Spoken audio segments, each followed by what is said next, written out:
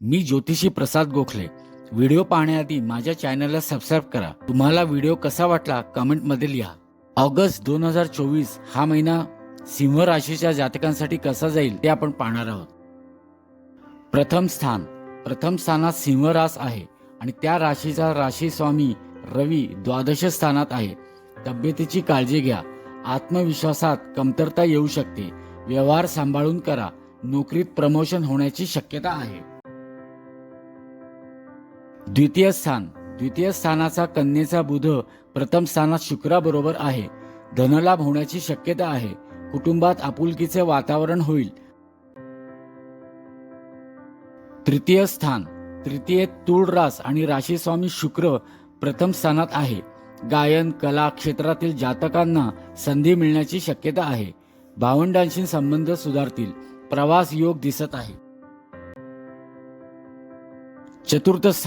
चतुर्थ स्थानातील वृश्चिक राशीचा स्वामी मंगळ दशम स्थानात गुरु बरोबर आहे। घरात वादविवाद शक्यतो टाळा। नवीन वाहन किंवा घर घेण्याचे योग आहेत। वाहन सांभाळून चालवा।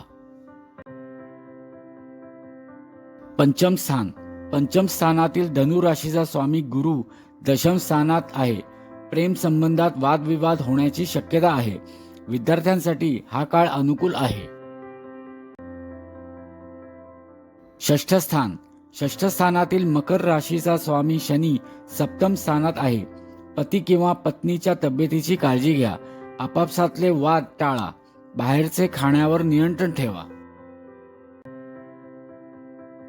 सप्तम स्थानात शनी विराजमान आहेत। पती अथवा पत्नी यांच्यातील संबंध बिघडण्याची शक्यता आहे। घटस्फोटापर्यंत वाद होऊ शकतात। कोर्ट कचेरीपासून सावध राहा। अष्टमातील मीन राशीचा स्वामी गुरु दशमात आहे आणि राहू अष्टमात आहे। वडिलोपार्जित संपत्ती मिळण्याची शक्यता आहे। वडिलांच्या बरोबर वादविवाद टाळा। नवम स्थान नोकरीत बदल अथवा प्रमोशन होण्याची शक्यता आहे। नोकरीत वरिष्ठांशी वादविवाद टाळा। उच्च पदावर जाण्याची शक्यता आहे। नवीन जबाबदारी नोकरीत येऊ शकते। दशम स्थानात मंगळ गुरु आहेत। नोकरीत काम करण्याचा उत्साह कायम ठेवा। नवीन संधी उपलब्ध होईल। प्रमोशन होण्याची शक्यता आहे। एकादश स्थान ऑगस्ट 2024 मध्ये तुम्हाला आर्थिक लाभ होण्याचे दिसत आहेत। स्वकष्टावर तुम्ही आर्थिक उन्नती कराल।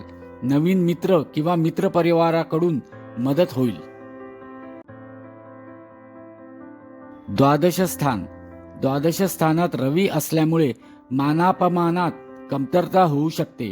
आत्मविश्वास वाढवण्याचा प्रयत्न करा। तब्येतीची काळजी घेणे आवश्यक आहे।